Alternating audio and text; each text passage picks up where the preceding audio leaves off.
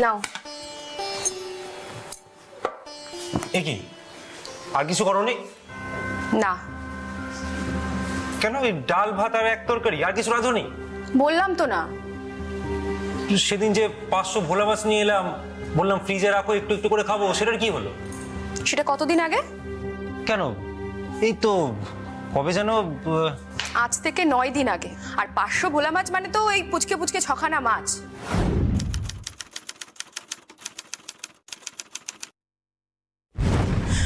দুজনের দুবেলা পেট, কতদিন ধরে খেতে চাও বলো তো? ও শেষ হয়ে গেছে, তা বলবে তো, নিয়ে আসতাম।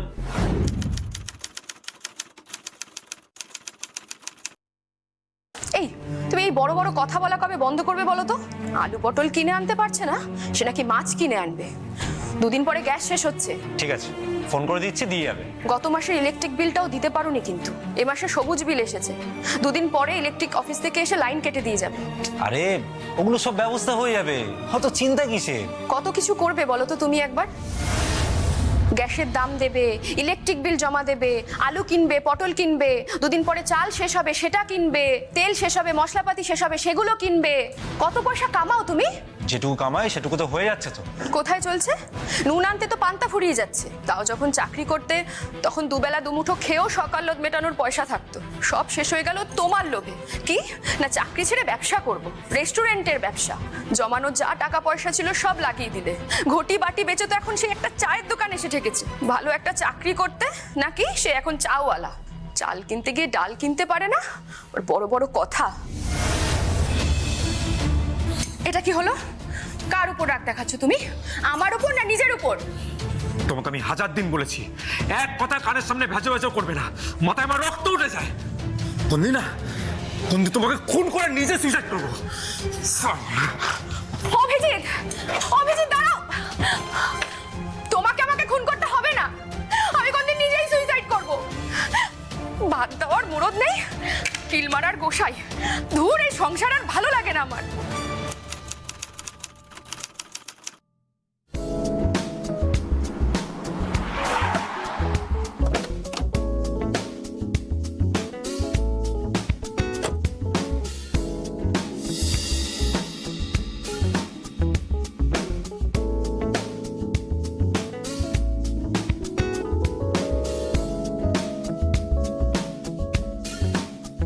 ও দাদা, আপনাকে বলছি, একটু শুনবেন?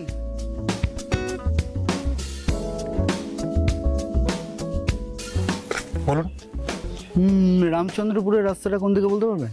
ও, এখান থেকে সোজা যাবেন, তারপরে বাঁদিকে টার্ন নেবেন, তারপর আবার সোজা গিয়ে ডান দিকে টান।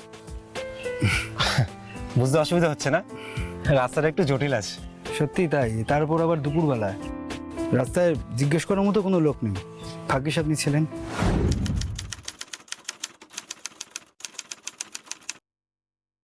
আপনাকে না আমার খুব চেনা চেনা লাগছে। আমারও তাই মনে হচ্ছে অনেকক্ষণ ধরে। কোথায় যেন দেখেছি। অভিজিৎ, অভিজিৎ ভট্টাচার্য। হ্যাঁ। আরে আমি রজত, রজত রায়, বাণীপুর প্রাইমারি স্কুল। আরে রজত ভাই, তুই এখানে? তুই আগে বল, তুই এখানে কি করে? আমার তো বাড়ি এখানেই, ওয়াকিং ডিস্টেন্স। নর্থ বেঙ্গল থেকে সোদপুর, কি ব্যাপার ভাই? সে অনেক গল্প ভাই, একদিন বসে গল্প বলতে হবে। তা তুই এখন কোথায়? আমি এখন প্রমোটার। ইনফ্যাক্ট আমি যে কমপ্লেক্সে থাকি সেটা আমারই তৈরি। আরে বাপরে, এ তো বিশাল ব্যাপার রে। তা এখানে কি করতে? এখানে ওই সোদপুরে, রামচন্দ্রপুরে বেশ কয়েকটা ফাঁকা জমি আছে শুনেছিলাম।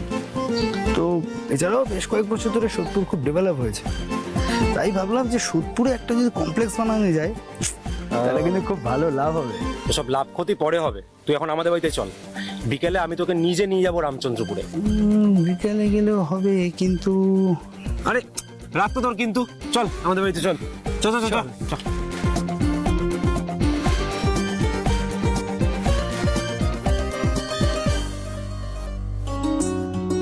এই আয় আয় আয় আয় আয়, এই দেখো কাকে নিয়ে এসেছি, আমার ছোটবেলার বন্ধু রজত।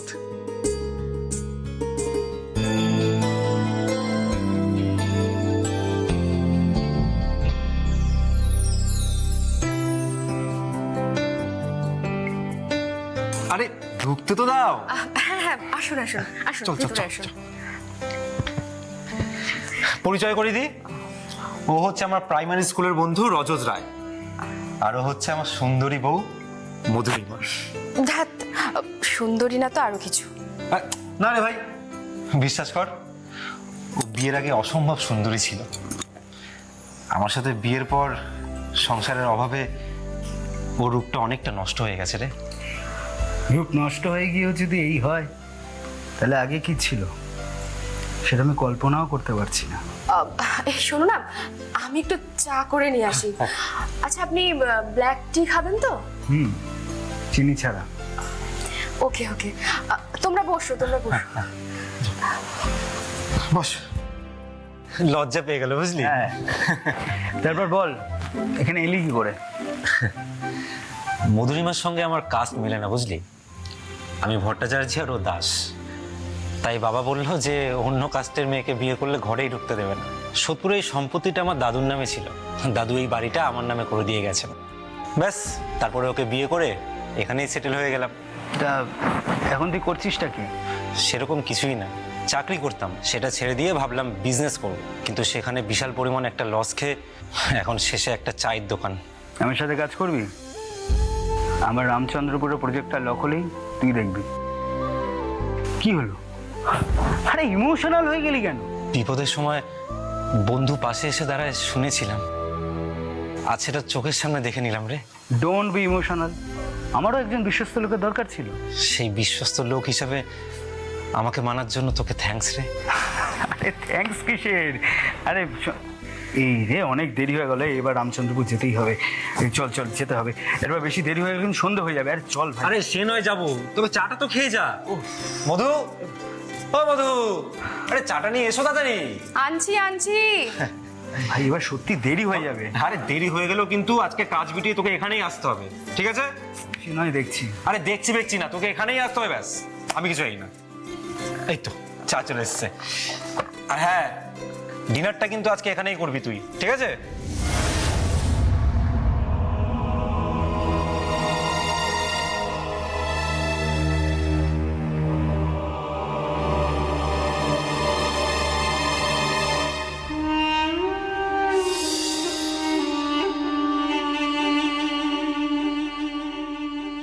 এই নাও।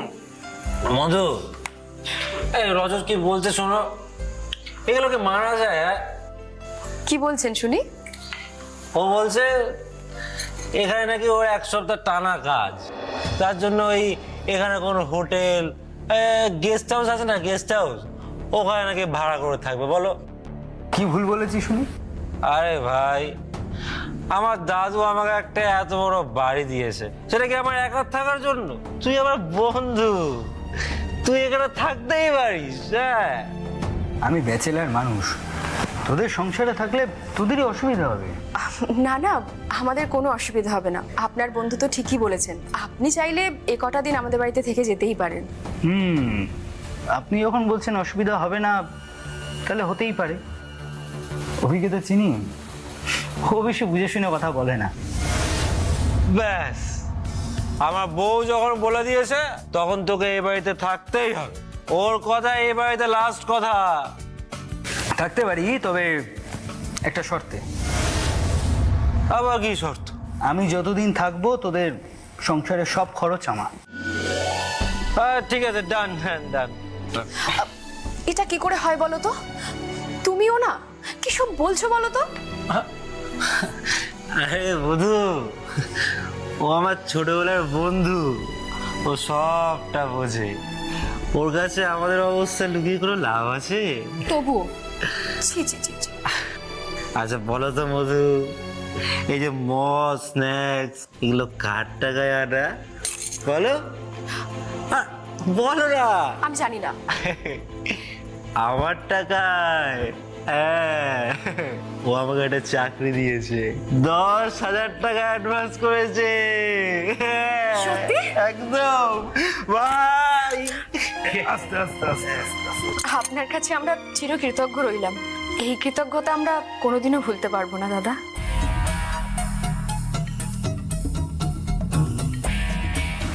আরে কি আপনি হাত জোর করছেন কেন? অভিজিৎ আমার বন্ধু, বন্ধুত্বের মধ্যে কি হাত জোর করা চলে? বন্ধুত্ব মানে হলো একে অপরের হাত ধরা।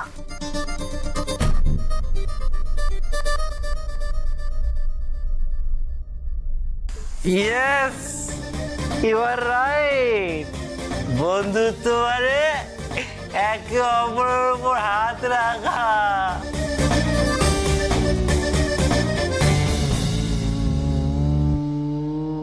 আচ্ছা, আপনাদের প্ল্যানটা কি বলুন তো?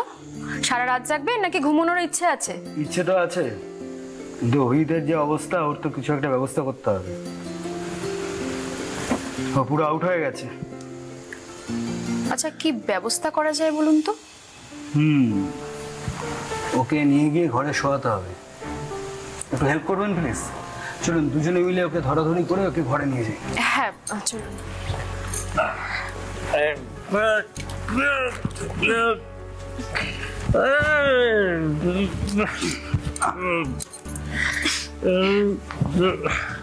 আস্তে আস্তে। বন্ধুত্ব মানে হাতে হাত।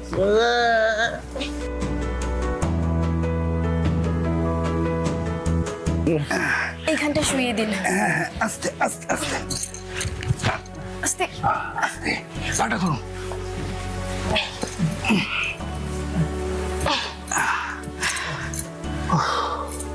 চলুন, এবার আপনাকে আপনার শোয়ার ঘরটা দেখিয়ে দিই। হ্যাঁ চলুন। আসুন। এই যে আপনার শোয়ার জায়গা। জানি এখানে আপনার বাড়ির মতন সুযোগ সুবিধা পাবেন না, তবু একটু মানিয়ে গুছিয়ে নেবেন। মানিয়ে গুছিয়ে নেওয়ার কিছু নেই, আমার তো বেশ ভালো লাগছে। ঠিক আছে। আর হ্যাঁ, কোনো অসুবিধা হলে কিন্তু জানাবেন। কিন্তু আপনাকে যে জানাবো, আপনাকে পাবো কোথায়? আপনি আপনার বন্ধুর মোবাইলে ফোন করবেন, আমি ধরে নেব। Okay okay, good night. Good night good night. বলছিলাম, আমি কিন্তু আপনার কথায় এই বাড়িতে থেকে গেলাম।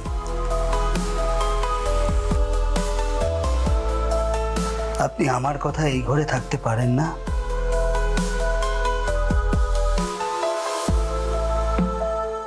আজ নয়, অন্য কোনো দিন। সময় বদলায়, জীবনযাত্রা বদলায়। ধুলো পড়া অ্যালবামের ধুলো ঝেড়ে পুরনো ছবিগুলো ঘাঁটতে ঘাঁটতে মনে হয় ছবিগুলো তো অবিকল একই আছে। হ্যাঁ, ছবিগুলো একই থাকে, বদলে যায় মানুষ। ছোটবেলার বন্ধুত্বের সম্পর্কে থাকে শুধুমাত্র কাছে থাকার, পাশে থাকার ইচ্ছে।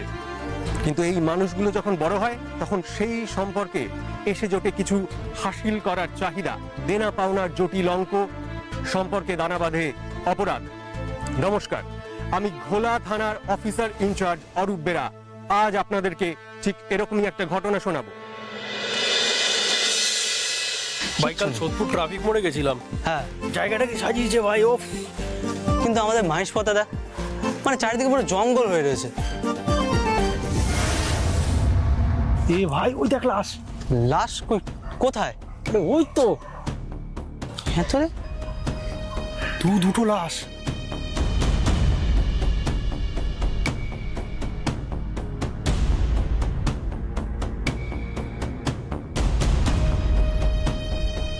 এখানকার তো মনে হচ্ছে না।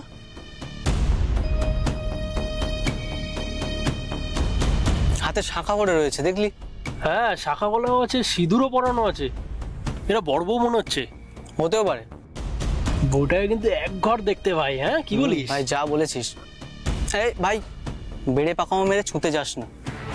চল পুলিশকে ফোন করি, তারপর ওনারা যা এসে করার করবে। ঠিক আছে, চল।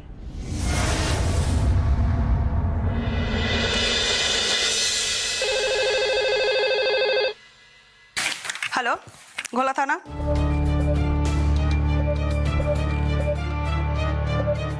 ওকে, ঠিক আছে, আমরা আসছি।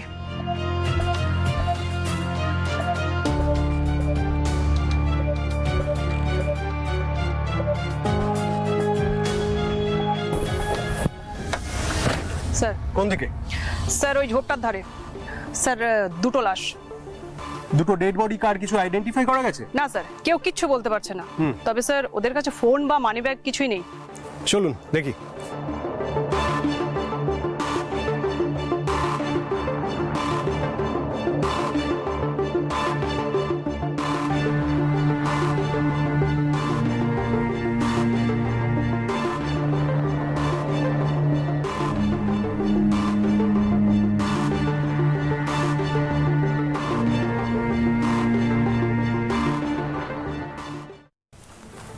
বুঝলে, দেখে মনে হচ্ছে ওই দড়ি বা তার জাতীয় কিছু দিয়ে এদের গলায় ফাঁস লাগিয়ে এদের মারা হয়েছে।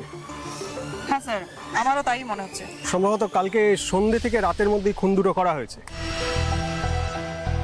মার্ডার ওয়েপন কিছু পেলে, মানে ওই দড়ি বা তার জাতীয় কিছু? না স্যার, এখনো কিছুই পাওয়া যায়নি। তবে স্যার এখানে মদের বোতল আর প্লাস্টিকের গ্লাস অনেক কিছু পড়েছিল, সেগুলো আমাদের ফরেনসিক টিম কালেক্ট করে নিয়ে গেছে। বাহ, দেখো দেখে মনে হচ্ছে না যে এই মহিলার উপর কোনো জবরদস্তি, মানে ওই মলেস্টেশন বা কিছু করা হয়েছে। যদিও ফরেনসিকের রিপোর্ট না আসলেও তো আমরা শিওর হয়ে কিছু বলতে পারবো না। স্যার স্যার এরাই দুজন প্রথম লাশটা দেখতে পায় আর আমাদের থানায় খবর দেয়। কি নাম তোদের? পিন্টু নাহা। স্যার রাজু নন্দী। তা এত সকালে এদিক থেকে কোথায় যাচ্ছিলি তোরা? স্যার আমি আর রাজু রোজ সকালে এই রাস্তা দিয়ে ওই হাইওয়ের ধারে কুন্ডুর দোকানে চা খেতে যাই। এই রাস্তাটা শর্টকাট হয়তো তাই। এই দুটো বডি পড়ে আছে, এদেরকে চিনিস? না স্যার, আমরা এলাকার প্রায় সবাইকেই চিনি, কিন্তু এদেরকে ঠিক চিনতে পারছি না। স্যার একটা কথা বলবো? বল। এই এলাকাটা না সবাই জঞ্জাল মনে করে, ওই হাই রোডের ধারে তো তাই। এখানে সবাই ওই বিড়াল মোড়া, কুকুর মোড়া এইসব ফেলে দিয়ে চলে যায়। আমার মনে হয় স্যার এরা এই এলাকার লোক নয়, কেউ ওদের মাঝরাতে মেরে এখানে ফেলে দিয়ে গেছে। তুই কি করে বুঝলি মেয়ের এখানে ফেলে দিয়ে গেছে, তাও আর মাঝরাতে? আমরা এখনো শিওর হতে পারছি না এটা খুন না অন্য কিছু। রাখি, ওকে বলতে দাও। বল, কেন বলছিস এখানে মেরে ফেলে রেখে গেছে?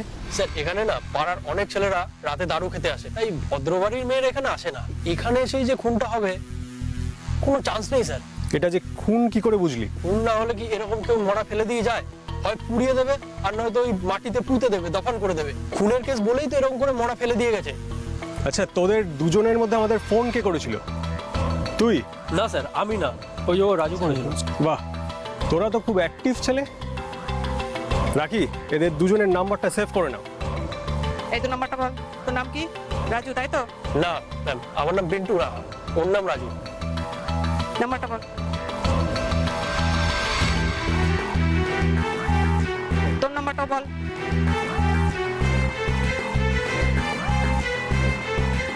রাখি, আশপাশটা ভালো করে একটু সার্চ করে দেখো কোনো এভিডেন্স পাও কিনা, আর তারপরে এই দুটো বডিকে পোস্টমর্টমের জন্য পাঠিয়ে দিও। Okay sir.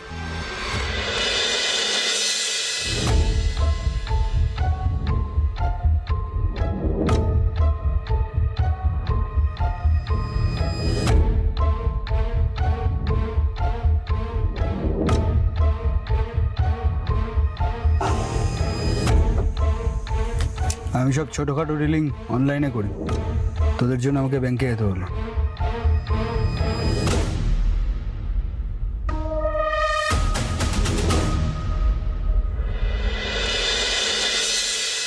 স্যার আমি ফরেনসিক ডিপার্টমেন্টে খোঁজ নিয়েছি, কাল সকালের মধ্যে আমরা রিপোর্ট পেয়ে যাব।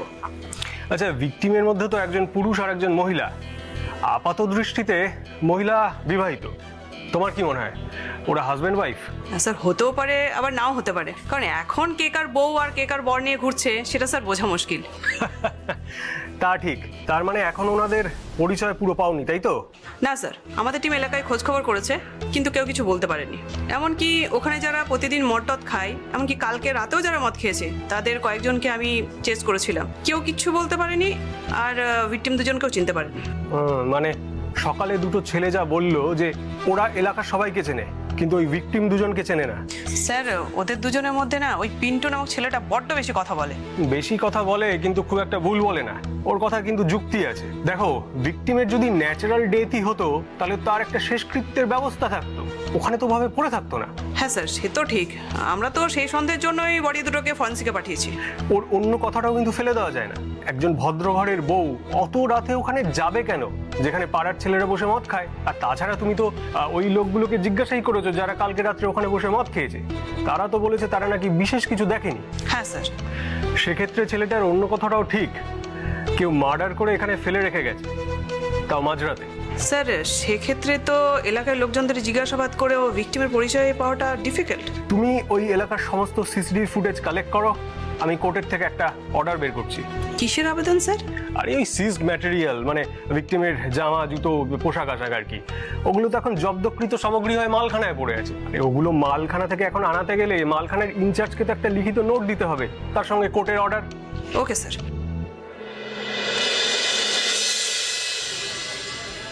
স্যার। হ্যাঁ বলো। ফরেন্সিক রিপোর্ট এসে গেছে।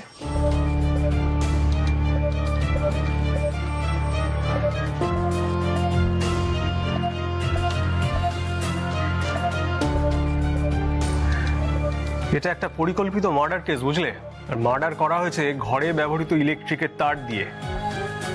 মার্ডার টাইম সন্ধ্যে 7:17, তার মানে অন্য কোনো এরিয়ায় মেরে এখানে ফেলে দেওয়া হয়েছে। আর সময় দেখে বোঝা যাচ্ছে যে এলাকায় বডি খুঁজে পাওয়া গেছে সেই এলাকায় মার্ডার করা হয়নি। হ্যাঁ স্যার, ওই সময় ওখানে মার্ডারটা হলে এলাকার মাতালগুলো দেখতে পেত। একদমই তাই। By the way, CCTV footage কখন পাচ্ছি? স্যার আরটিওর সঙ্গে কথা বলেছি, তো বিকেলের মধ্যে পেয়ে যাব। হ্যাঁ, আমার কাছেও মেল এসছে, ওই জব্দকৃত সামগ্রী বিকেলের মধ্যেই চলে আসবে মালখানা থেকে। Okay sir.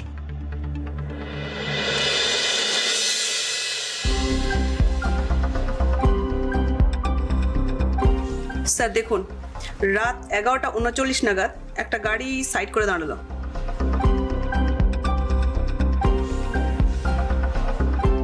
আর এই গাড়িটা সাইডে দাঁড়িয়ে করছেটা কি? স্যার কিছু নামাচ্ছে নাকি সেটা বোঝা যাচ্ছে না। মনে হচ্ছে দুটো লাশ নামাচ্ছে। স্যার গাড়ির নাম্বারটা নিয়ে আমি আরটিও অফিসে খোঁজ নিয়েছিলাম। আরটিও অফিস থেকে আমাকে জানিয়েছে যে এই নাম্বারে কোনো গাড়ি রেজিস্টার নেই, তার মানে এটা ফলস নাম্বার। False number? তার মানে তো প্রফেশনাল মার্ডারার এখানে ইনভলভ আছে। রাখি, তুমি তোমার সোর্সকে এখনই অ্যাক্টিভ করো। স্যার তাতে কোনো কাজ হবে কিনা জানি না, কারণ গাড়িটা কোথা থেকে আসছে জানা যায়নি। স্যার আমি আরো 5 কিলোমিটার আগে থেকে স্পট অবধি সিসিটিভি ফুটেজ আরটিওর কাছ থেকে চেয়ে রেখেছি। তাহলে স্যার সেই সূত্র ধরে এলাকার সোর্সটা কাজ করতে পারবে। হ্যাঁ, এলাকা কনফার্ম না হলে তো আবার সোর্সের পক্ষে কাজ করাও কঠিন। স্যার মালখানা থেকে সিজ ম্যাটারগুলো এসে গেছে। কোথায় আছে? স্যার সেল ফাঁকা রয়েছে, আর ওটা সিকিউর জায়গা, ওখানেই রাখা রয়েছে। স্যার চলো দেখি। চলুন স্যার। স্যার এখানেই সব রাখা আছে। স্যার ওদের কাছে ফোন আর মানি ব্যাগ পাওয়া যায়নি। এটা ফিমেল ভিক্টিমের ড্রেস আর এটা মেল ভিক্টিমের ড্রেস। তুমি আমাকে মেল ভিক্টিমের প্যান্টটা দেখো। স্যার বিশেষ কোনো ক্লু? হ্যাঁ,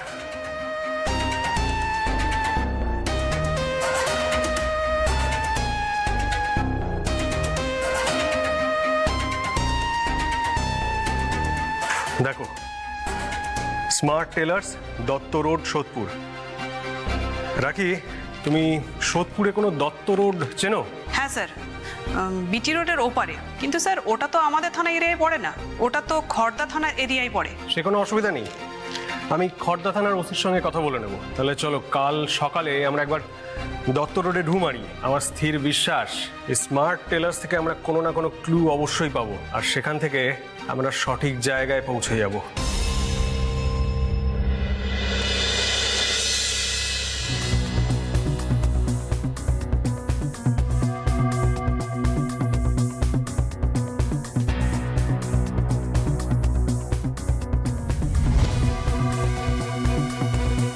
দোকান তো বন্ধ মনে হচ্ছে। আচ্ছা, কাউকে খুঁজছেন স্যার? হ্যাঁ, এই দর্জির দোকানটা কখন খোলা থাকে? ও তো এখন বন্ধ থাকে। দুর্গাপুজোর ঠিক 2 মাস আগে দোকানটা খোলে। এখন তো জানেন কেউ আর কাপড় জামা বানিয়ে পরে না, আর যারা ধার বাকিতে চলে তারা মাঝে মধ্যে বানায়। আচ্ছা, এই দোকানের মালিক কে? মুকুল মাইতি। এই সোজা যাবেন, দেখবেন একটা স্বাস্থ্য কেন্দ্র পড়ে, তার পাশের গলিতে থাকে।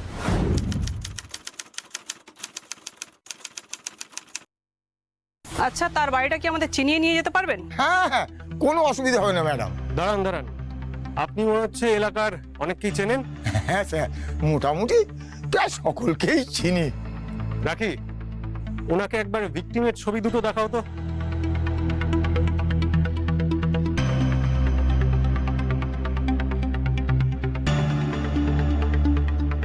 দেখুন তো এদের চেনেন কিনা। হ্যাঁ স্যার, এ তো আমাদের অভিজিৎ। আর এনাকে চেনেন?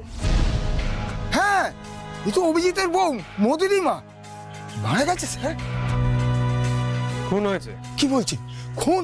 ওনাদের কতটা চেনেন আপনি? অনেকটাই চিনি, তবে আমার থেকে বেশি চেনা জানা আছে নীলুর সাথে। নীলু?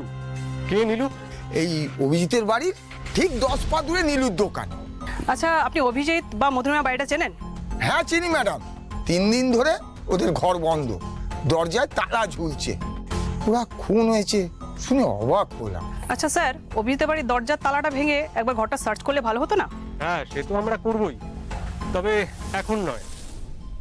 এখন একবার ওই নীলুর দোকানে যেতে হবে। বাই দ্য ওয়ে, আপনার নামটা কি? বিধান বিশ্বাস। আপনাকে একবার আমাদের সঙ্গে যেতে হবে, ওই নীলুর দোকানটা একবার চিনিয়ে দিতে হবে। তাহলে তো খুব ভালো হয় স্যার, আমার বাড়িটাও ওইদিকে। চলুন, গাড়িতে উঠুন।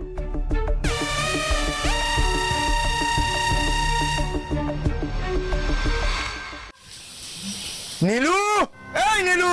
হ্যাঁ বলো। আরে ভাই একবার নিচে আয় না ভাই। হ্যাঁ দাঁড়াও যাই। হ্যাঁ বিধানদা বলো। ওসি স্যার এসছে আর ম্যাডাম এসছে, তোর সঙ্গে কথা বলবে। কেন, আমি কি করেছি? আমার সাথে কেন কথা বলবে? দেখ, তুই আবার কি করবি? চল তো, চল। এই যে স্যার, নীলু। নমস্কার নীলুবাবু, আপনার দোকানে গিয়েছিলাম, দোকান বন্ধ দেখে আমরা আপনার বাড়িতেই চলে এলাম। কেন স্যার, আমি কি করেছি?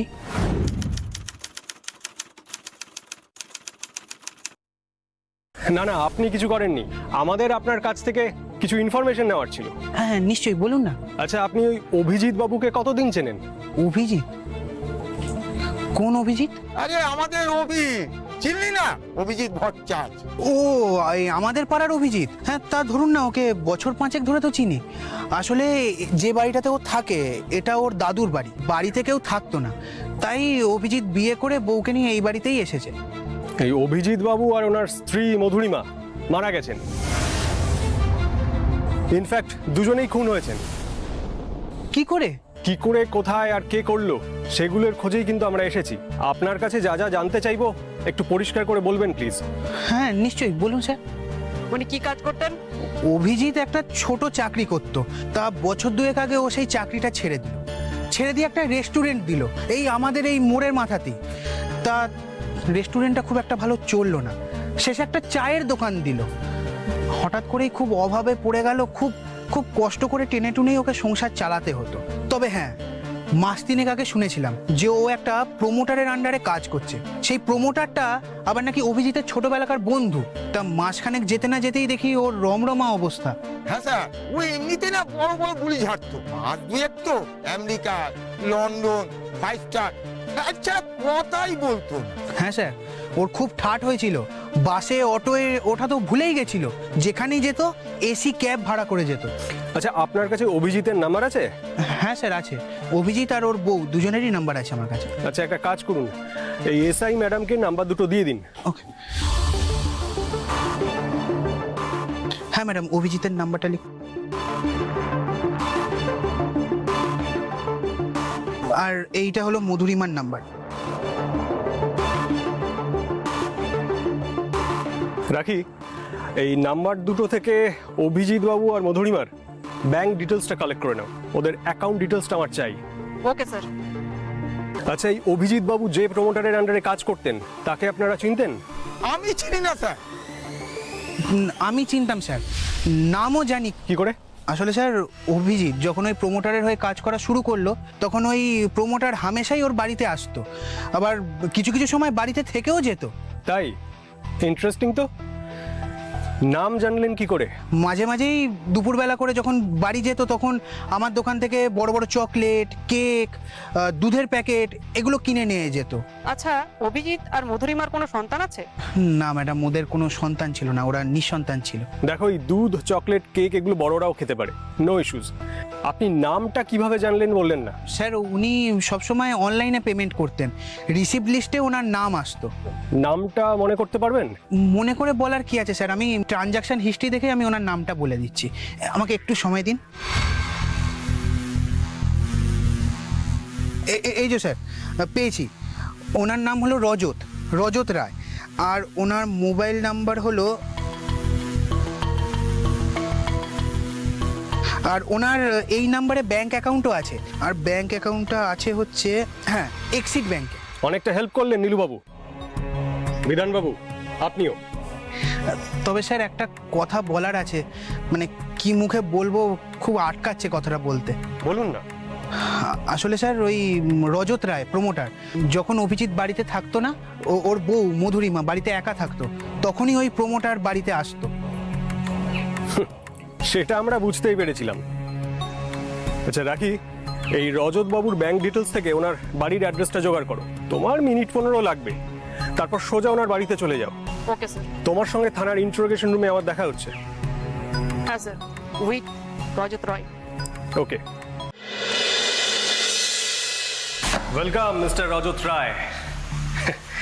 অবশেষে আপনাকে আমাদের কাছে আসতেই হলো। আমি ঠিক কি করেছি সেটাই তো ঠিক বুঝতে পারছি না। আপনি পুরনো বন্ধুর সাথে বন্ধুত্ব রিনিউ করিয়েছেন, পুরনো বন্ধুর পাশে দাঁড়িয়েছেন, শুনেছি তার একটা কর্মসংস্থানেরও ব্যবস্থা করেছেন, আর তারপর বন্ধুর বউকে আপন করেছেন, আর দুজনকে একসাথে দুনিয়া থেকে সরিয়ে দিয়েছেন। করেছেন তো অনেক কিছুই, আমরা সেগুলো সূচিপত্র লেভেলে জানি। আপনার থেকে ডিটেলসটা শুনবো। হ্যাঁ স্যার, মানে বলবো স্যার, তার আগে আপনার সাথে আমার কিছু কথা ছিল। বলুন। আপনার সাথে আমার প্রাইভেট কথা ছিল। রাখি, শ্যামল, তোমরা একটু বাইরে যাও। হ্যাঁ বলুন। স্যার ব্যাপারটা সেটেলমেন্টে নিয়ে আসা যায় না? সেটেলমেন্ট বলতে? আপনি যা ডিমান্ড করেন। ও, আপনি আমাকে টাকা অফার করছেন, তাই তো? তার বদলে আমাকে কি করতে হবে? আনসলভ কেস বলে ফাইলটাকে বন্ধ করে দিতে হবে। আচ্ছা, শুনুন, একটু কাছে আসুন।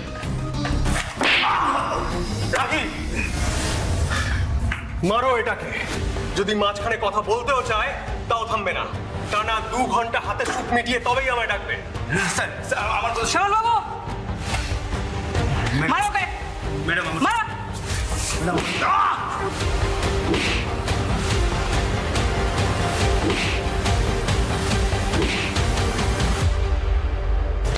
স্যার। হ্যাঁ বলো। চলুন স্যার। মুখ খুলেছে তাহলে? সে তো স্যার অনেকক্ষণ আগে খুলে দিয়েছে। আপনি স্যার বলেছিলেন 2 ঘন্টা টান্ডা চালাতে, তাই স্যার কিন্তু ও পুরো নেতিয়ে পড়েছে। চলো যাওয়া যাক।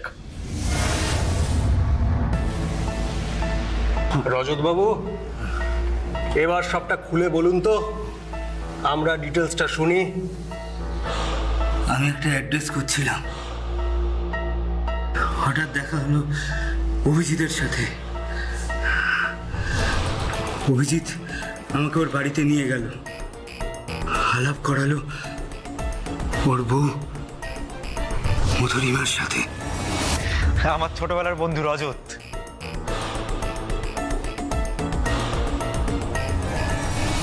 যতদিন আমার কাজ চলবে ততদিন অভিজিতের বাড়িতে থেকে যাওয়ার কথা হলো। প্রথম দিন অভিজিৎ পার্টি দিল।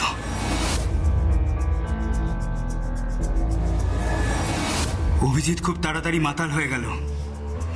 তারপর আমি আমার পছন্দের কথা মধুরিমাকে জানালাম। ও বলল, আপনি আমার কথা এই ঘরে থাকতে পারেন না। আজ নয়, অন্য কোনো দিন। তারপর? অন্য দিনটা পরের দিনই চলে এলো। আমি আমার নতুন সাইটের দেখাশোনার ভার দিয়েছিলাম অভিজিৎকে। দুজনে মিলে সাইটে গেছিল। কিছুক্ষণ থেকে আমি বেরিয়ে আসি। তারপর একটা কেক নিয়ে পৌঁছে গেলাম মধুরিমার কাছে। আসুন আসুন, ভিতরে আসুন। একটা গিফট এনেছিলাম। আচ্ছা, কি গিফট? ওই ম্যাঙ্গো কেক। ও আচ্ছা, কেক। সরি, আসলে আমি কেক খেতে খুব একটা পছন্দ করি না। ও মানে তাহলে আমি যে গিফটটা আনলাম মানে এখন তাহলে আমি কেক খেতে পছন্দ করি না ঠিকই, কিন্তু মাখাতে ভালোবাসি। মানে মানে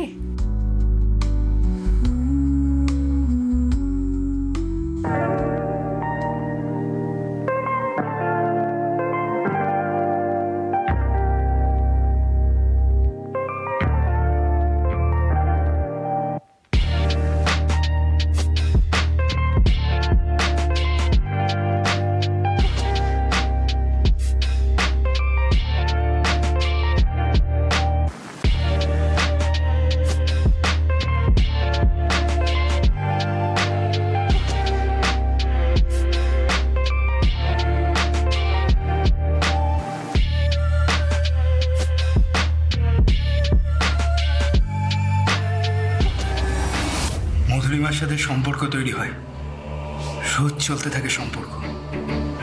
মধুরিমা খুব ফ্যান্টাসি পছন্দ করত।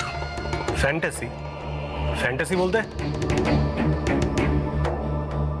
কোনোদিন কেক মাখামাখি করে, কোনোদিন চকলেট মাখামাখি করে, কোনোদিন গায়ে দুধ ঢেলে, আবার কোনোদিন বলতো আমি রাজি না হলে তুমি আমার সাথে জোর করে সম্পর্ক করবে।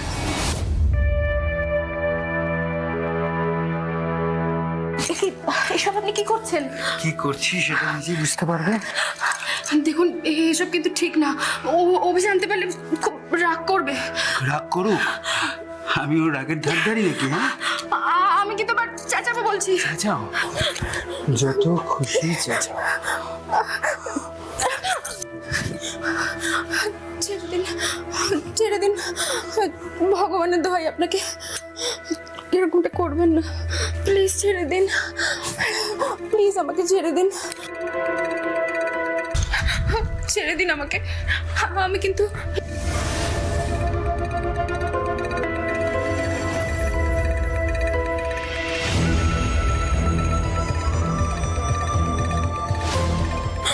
ছেড়ে দিন বলছি, ছেড়ে দিন আমাকে।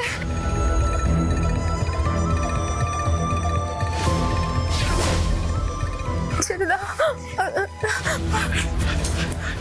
কি তুই কেন রে? আমার দাদুর বাড়িতে আমি আসতে পারি না? অভি, তুমি কখন এলে? কিছুক্ষণ আগে এসে দেখলাম হট সিন চলছে, তাই ভাবলাম একটু রেকর্ড করি। না না, এটা তুই করতে পারিস না। আমার কথা শোন, তুই এটা কর। তুই আমার অভাবের সুযোগ নিয়ে আমার বউকে ভোগ করতে পারিস, আর আমি রেকর্ড করতে পারি না? আমার কথা শোন, তুই তুই তুই অভিজিৎ প্লিজ ডিলিট কর, ছাড়। অভি, এইসব তুমি কি করেছো? এ দেখো তোমাদের লীলা কিরকম রেকর্ড করেছি, দেখো দেখো। ছেড়ে দিন, ছেড়ে দিন বলছি। কিন্তু এটা দেখে তো মনে হচ্ছে উনি আমাকে জোর করে রেপ করতে চাইছেন।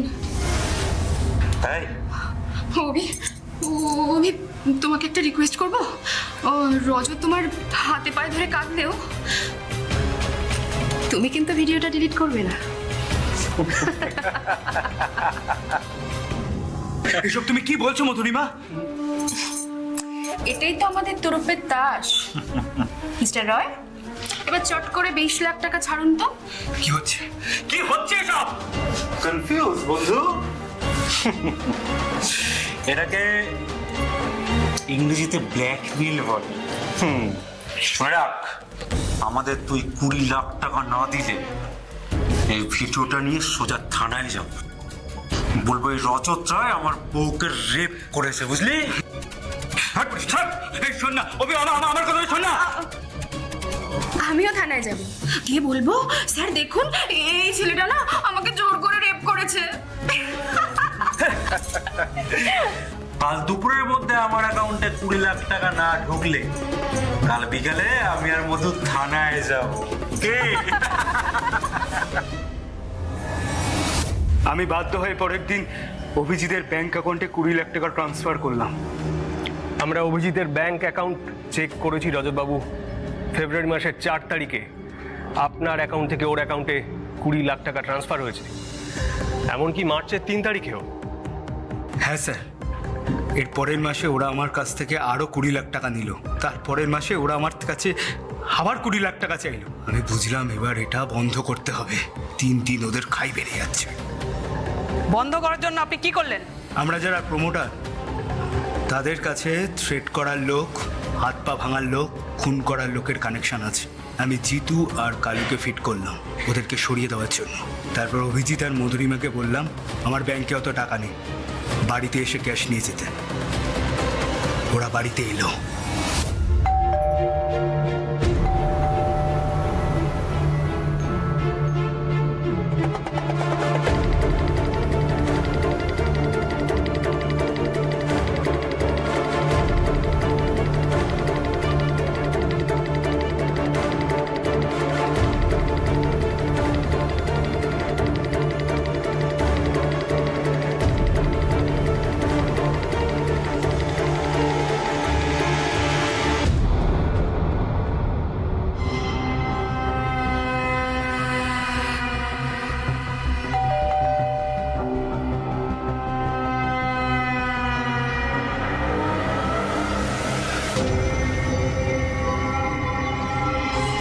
কাজ শেষ?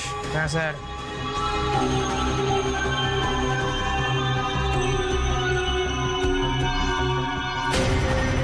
শোন, একটু রাত বাড়লে হাওয়ের পাশে যে ঝোপটা আছে সেখানে লাশ দুটোকে ফেলে দিয়ে আসবি। Okay sir. তার আগে ওদের মোবাইল, মানি ব্যাগ সব পুড়িয়ে দিবি। আর কাল বিকালবেলা পেমেন্টটা নিয়ে যাস, জায়গাটা আমি বলে দেবো। শোন, গাড়ির নাম্বার প্লেটটা বদলে দিস। এসব নিয়ে চিন্তা করতে হবে না স্যার। খাচ্ছিল তাতি তাঁত বুনে, কাল হলো এর গরু কিনে। সবই তো ঠিকঠাক চলছিল রজতবাবু, তাহলে ঘুঘু হয়ে ফাঁদে কেন ধরা দিলেন? এবার যে আপনাকে জেলের ঘানি টানতে হবে।